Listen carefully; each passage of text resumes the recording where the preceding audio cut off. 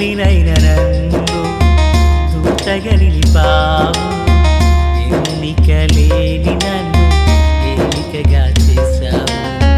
ధూళినైన నన్ను దూతగా నిలిపావు, ఎన్నిక లేని నన్ను ఏలికగా చేశావు.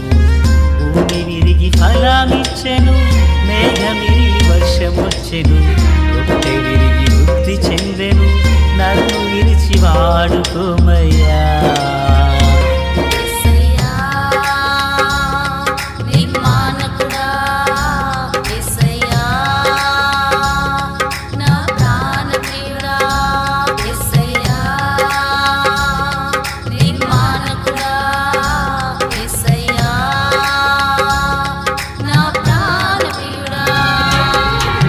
ధూళినైన నన్ను దూతగా నిలిపావు, ఎన్నిక లేని నన్ను ఏలికగా చేశావు.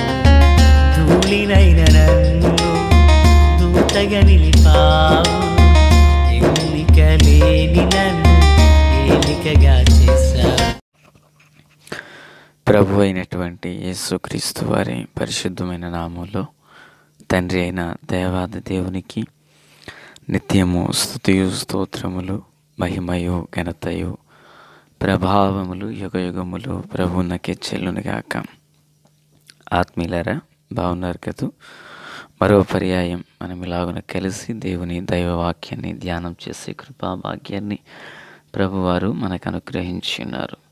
దయగలిగిన ఆయన ఆత్మచేత సమభూమి గల దేశమున ప్రభు మనలను నడిపించునుగాక. ఆమేన్. ఉదయకాల వేళ వాక్య ధ్యానమై ఆదికాండము 35వ అధ్యాయం 6-7 వచనాలు. అతడు తన సహోదరుని ఎదుట నుండి పారిపోయినప్పుడు దేవుడు అక్కడ అతనికి ప్రత్యక్షమాయన గనక అక్కడ బలిపీఠమును కట్టి ఆ చోటుకి ఎల్ బేతేలను పేరు పెట్టిరి. ప్రార్థన. మహాపరిశుద్ధుడా, ప్రేమగల తండ్రి, కృపగల దేవా, స్తోత్రములు. ప్రభువా, చదవబడిన వాక్యం మీది వినుచున్న వారందరూ మీ వారు, మీ దాసుడనైన నన్ను పూర్ణముగా మరుగు చేసి దైవ స్వరమును వినిపింపచేయమని, రాకడ కొరకు రాజ్యం కొరకు సిద్ధం చేయండి. మీ కృప, కాపుదల, కనికరము సమృద్ధిగా మా మీదకి రానివ్వండి. విరోధకరమైన ఏ నియమం వర్ధిల్లకూడనట్లు సహాయం చేయమని యేసయ్య నామంలో ఆమేన్. ఆత్మీయులారా, బాగున్నారు కదా? ఈ వాక్య భాగంలో బేతేలులో యాకోబు ఒక బలిపీఠమును కట్టినట్లుగా చూస్తున్నాము. మనం గడిచిన దినాల్లో యాకోబు కట్టిన బలిపీఠము అని విన్నాం. ఇప్పుడు మరలా అదే వినబోతున్నాం. అంటే అవే మాటలు కాదు సుమి. యాకోబు తన జీవితాన 2 బలిపీఠములను కట్టారు. ఇస్సాకు 1 కట్టారు, అబ్రహాము 4 కట్టారు. బైబిల్ గ్రంథంలో బలిపీఠములు మొత్తం 4 విధములుగా కట్టబడ్డాయి. 1 మట్టితో, ఇది నోవాహు గారు కట్టారు. 2 అబ్రహాము, ఇస్సాకు, యాకోబులు అనబడినటువంటి వారులు రాళ్లతో బలిపీఠములు కట్టారు. 3 మోషే ప్రత్యక్ష గుడారములో తుమ్మకర్రతో చేసి దానిపై ఇత్తడి రేకును పొదిగింప చేశారు. ఇది 3. పరిశుద్ధమైన పట్టణములో అనగా పరలోకమందు సువర్ణ బలిపీఠము 1 ఉన్నది. ఇది 4 విధములుగా బలిపీఠములున్నాయి. అయితే ప్రియులారా, ఇప్పుడు యాకోబు ఎన్ని కట్టారు అని మనం చూస్తున్నాము? 2. ఈ బలిపీఠములు 2. 1 షెకెము సుక్కోతులో కట్టారు. ఇది 33వ అధ్యాయం 20వ వచనంలో చూడొచ్చు. ఇక 2వ బలిపీఠం ఇప్పుడు మనం చదివిన వాక్య భాగమైన ఆదికాండం 35వ అధ్యాయంలో మనం చూస్తున్నాం. ఇది ఒక బలిపీఠం. ఇది బేతేలులో కట్టారు. ప్రియులారా, బేతేలులో బలిపీఠం కట్టక మునుపు సుక్కోతులో బలిపీఠం కట్టారు. బలిపీఠం అనగా వధస్థానము, బలిపీఠం బలి ఇవ్వబడిన పీఠమే బలిపీఠం. అయితే ఏది బలి ఇచ్చేది, ఏది బలి ఇవ్వాలి అంటే పాత నిబంధన గ్రంథంలో ప్రత్యక్షపు గుడారపు భాగంన ఆవరణములో ఉండునదే బలిపీఠం. ఈ బలిపీఠం మీద బలి పశువును అర్పించేవారు యాజకులు. ఇప్పుడైతే యాజకులు బలిపీఠం మీద బలి పశువును అర్పిస్తున్నారు, ఆ బలి అర్పణ ఆకాశమునకు పైకెత్తబడగా, అనగా ధూమము పైకెత్తబడగా దహించు అగ్నిగా దేవుడు గుడారములోనికి దిగొచ్చేవారు. ప్రియులరా, అంటే సమాజంలో ఉన్న ఒక పాపిని, పరమందున్న పరిశుద్ధుడైన దేవుణ్ణి ఒక చోటకు చేర్చిన స్థలమే బలిపీఠం.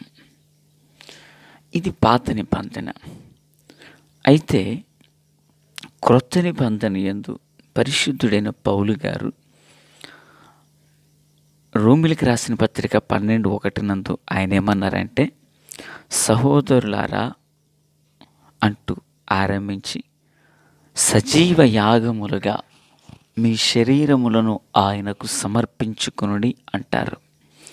అంటే సజీవ యాగము, యాగము, యజ్ఞము, సజీవము అంటే ప్రాణముతో ఉండగానే, అంటే ఒక వ్యక్తి తనను తాను సమర్పించుకుని తనను తాను ప్రభుకి ఎప్పుడైతే అర్పించుకుంటాడో అదే శ్రేష్టమని బలి అర్పణ. ప్రియులారా, పాత నిబంధన యందు బలిపీఠం మీద యజ్ఞ పశువు అర్పించబడితే కలువరి సిలువలో యేసయ్య 2 కొయ్యల మీద అర్పించబడ్డారు. కనుక ఈ నూతన నిబంధన సంఘము యజ్ఞము ద్వారా పాత నిబంధన భక్తులు ప్రభువుని చేరితే, నూతన నిబంధన సంఘము క్రీస్తు అనబడిన బలి పశువు, క్రీస్తు అనబడిన బలియాగం, క్రీస్తు అనబడిన బలిపీఠపు అర్పణము ద్వారా మనం ప్రభు యొద్దకు వెళుతున్నాం, తండ్రి యొద్దకు చేరుకుంటున్నాం. కనుకనే ప్రభు యేసయ్య చెప్పారు, నా ద్వారానే తప్ప ఎవ్వరును తండ్రి యొద్దకు రానేరని. అయితే ఇక నూతన నిబంధన సంఘానికి యేసు అనబడిన శరీరము అనబడిన తెర చింపబడినది కనుక పిల్లల నేరుగా ముఖాముఖిగా మనము తండ్రి యొద్దకు చేరి తండ్రి అనే ప్రార్థించే కృప, ధన్యత, యోగ్యత ప్రభువు మనకు అనుగ్రహించి ఉన్నారు. దేవునికి స్తోత్రం. ఇప్పుడు పిల్లల బలిపీఠం పాత నిబంధన మొదలుకొని నూతన నిబంధన సంఘం వరకు బలిపీఠం దేనిని సూచిస్తుంది అంటే ప్రార్థన జీవితాన్ని. బేతేలులో ఇప్పుడు ప్రార్థన చెయ్యగా అనగా బలిపీఠం కట్టగా దేవుడు అతనికి ప్రత్యక్షమాయనని, అతని ఎదుర్కొని దేవుడు ఆశీర్వదించాడని మనం చూస్తున్నాం. ఆత్మీయులారా, క్రీస్తునందు నాకు అత్యంత సన్నిహితులారా, మరి అది ఏ బలిపీఠం సుక్కోతులో కట్టినప్పుడు, సుక్కోతులో పాకలు వేయించినప్పుడు అతడికి ఆ దీవెన రాలేదు, అతడికి ఆ దీవెన రాలేదు. వింటున్నారా ప్రియులారా? మరి ఆయనకు ఎలా దీవెన కలిగిందంటే బేతేలుకి సుక్కోతుకు తేడా ఏంటి? అక్కడ చేసింది ప్రార్థనే, ఇక్కడ చేసింది ప్రార్థనే. అక్కడ బలిపీఠమే, ఇక్కడ బలిపీఠమే. అక్కడ యాకోబే, ఇక్కడ యాకోబే. కానీ 33లో బలిపీఠం, 34లో కుటుంబం కలవరానికి గురైంది, నిందల పాలైంది, కొడుకులు హంతకులయ్యారు, కుమార్తె జీవితం అగాధమైంది. అయితే పిల్లరా, మరి బేతేలులో కట్టిన బలిపీఠం ద్వారా ఎలాగున తాను దీవించబడ్డాడంటే కొద్ది మాటలు మీ ఎదుట ఉంచాలని ఆశపడుతున్నాను. నెంబర్ 1, మొదటి మాట, సుక్కోతు షెకెము అనబడినది. అక్కడ యాకోబు మొక్కుబడి చేయలేదు, బేతేలులో మొక్కుబడి చేశాడు. ఇక 2, సుక్కోతు షెకెము ఇది అన్యజనుల ప్రాంతము, బేతేలు దేవుని ఇల్లు. ప్రియులారా, కీర్తనకారుడు అంటాడు, అన్య దేశంలో మన దేవుని నామాన్ని ఎట్లు కీర్తించడము అంటాడు. అంటే దాని అర్థం ఏంటి? మరి అన్యజనుల దేశంలో మన ప్రభు పాటలే పాడము అంటారు. మరి అన్యుల ప్రాంతములో ప్రభుని కనపరుచినట్లుగా ఈయన చేయకూడదు కదా. ఎందుకు అక్కడ చేశాడంటే, ప్రియులారా, బేతేలుకు వెళితే దూరం, కానీ సుక్కోతు దగ్గర. సుక్కోతులో తన కొరకు ఒక గుడారం ఉంది. సుక్కోతులో పశువుల కొరకు పాకలు వేయించాడు. వారి పిల్లలకి వీరి పిల్లలు వాళ్ళు మమేకమై జీవించడానికి ఇష్టపడుతున్నాడు. ప్రియులారా, అందుకని స్వచ్ఛత్వం అండి అది. ఒక్క మాటలో చెప్పాలంటే ప్రియులారా, సొంత ఉద్దేశాలతో అక్కడ బలిపీఠం కట్టాడు. మన ఆత్మీయ జీవితంలో ప్రియులారా, తెలివితో చేసేది కాదు సేవ, డబ్బుతో చేసేది కాదు సేవ, బలముతోనో బలగముతోనో చేసేది కాదు సేవ అనేది, భక్తి అనేది. దేవుని సేవ, దేవుని యందైన భక్తి సమర్పణతో పరిశుద్ధతతో చేసేది, విశ్వాసాన్ని ఆధారపడేది. డబ్బుంటే కట్టొచ్చు, కానీ సంఘాన్ని కట్టలేం. ఆత్మలను ప్రభు ఇవ్వాలి, ప్రజలను ప్రభు ఆకర్షించాలి. ఒకవేళ మనం ఏదైనా చూపిస్తే ప్రజలు కోలాహలంగా రావచ్చు, కానీ ప్రజలను బట్టి ప్రభువును సంతోషించడు. ఆత్మీయులారా, ఇంకా ముందుకు వెళుతున్నాం. అయితే బేతేలు దేవుని ఇల్లు. చూడండి, దేవునికి ఇల్లు కడతారని 28వ అధ్యాయంలో మొక్కుబడి చేశాడు. మరి 33లో కట్టాడంటే తన మొక్కుబడిని కూడా దాటిపోయిన వ్యక్తి అయినాడు. కనుకనే ప్రియులారా, 33వ అధ్యాయం లోపములతో కట్టిన బలిపీఠం అది.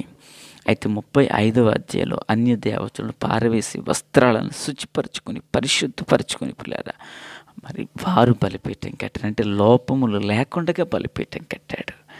ఆ ప్రార్థన ప్రభు ఆలకించాడు, దీవించబడ్డాడు. మరి మాటలు వించిన ఆత్మీయులారా, మరి నీ జీవితంలో లోపములతోనే ఉండి బలిపీఠం కడుతున్నావా?